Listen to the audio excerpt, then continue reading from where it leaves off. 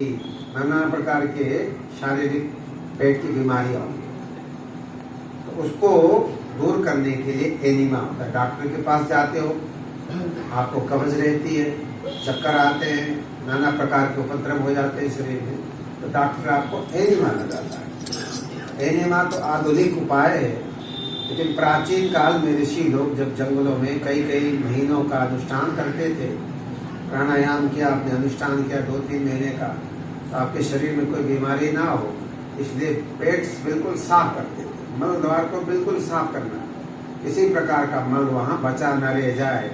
नहीं तो मल जो है कभी कभी इतनी गांठ बन जाती है, कीड़े हो जाते हैं, बकरी की जैसे मेंगन होती है ऐसे आदमी के भी हो जाते हैं। जो परिश्रम नहीं करता, जिनकी आंतें कमजोर हैं, लिवर कमजोर है, उनका पेट साफ नहीं होता, तो इसलिए ये बस्ती, नेति, धोती तथा बस्ती। फिर एक होता है न्योली, जिसको कहते हैं लोली, लोलिकी। फिर कहते हैं त्राटक। त्राटक भी मन को एकाग्र करने का एक तरीका होता है। एक बिंदु बना लो, 1 फुट की दूरी पर काला छोटा सा, इतना जैसा, और फिर आंख से देखते रहो उस बिंदु को, जब तक आपकी आंसू गिरते रहे, गिरने दो उसको, बराबर काली बिंदु को देखते रहना होता है। कई कई महीने देखते रहना पड़ता है। फिर धीरे धीरे धीरे धीरे एक समय ऐसा आता है तो काला बिंदु सफेद बिंदु के रूप में परिवर्तित हो जाता है। वहाँ वो बिंदु दिखाई नहीं देता, वहाँ तो प्रकाश ही प्रकाश दिख रहा होता है। और वो प्रकाश फिर अध्यात्म में लाओ तो बुद्धि की दृष्टि का दायक हो जाता है। उसको कहते हैं त्राटक। तो त्राटक सिद्धि से बहुत आध्यात्मिक शक्ति मिलती है। जिसको त्राटक सिद्ध होता है वो जमीन के नीचे पानी भी देख लेते हैं, कितने फुट पर पानी है, यहाँ अच्छा पानी है, यहाँ नहीं। हमारे एक बाबा रहते थे सन्यासी बरहम की तरफ, वो बता देते थे यहाँ ट्यूबवेल खोदो, यहाँ पानी मिलेगा। तो ऐसे लोगों को त्राटक सिद्ध होता है। त्राटक सिद्धि से हम दीवार के पीछे भी देख सकते हैं। जिसको वो दृष्टि मिल जाती है, दिव्य दृष्टि मिलती है त्राटक करने से, तो वो दीवार के पीछे भी देख सकता है। तो हमारे गुरुदेव के ऐसे ऐसे शिष्य हुए हैं जिनको ध्यान के द्वारा ये त्राटक की क्रियाएं सिद्ध हो गई।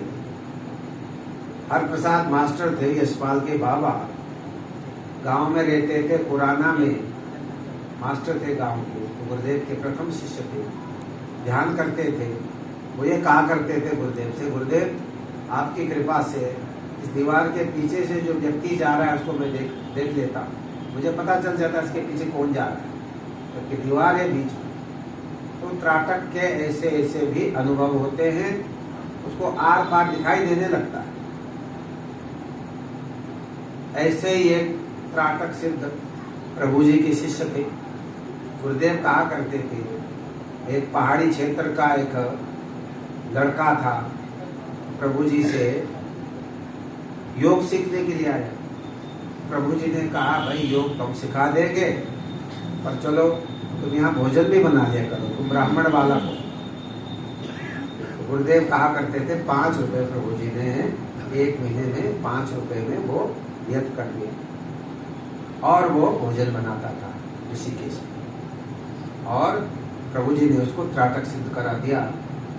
बाद में वो सन्यासी होकर के यहाँ बनारस में रहने लगे। ये विष्णु वगैरह उनको जानते हैं, तो प्रभु जी का शिष्य था।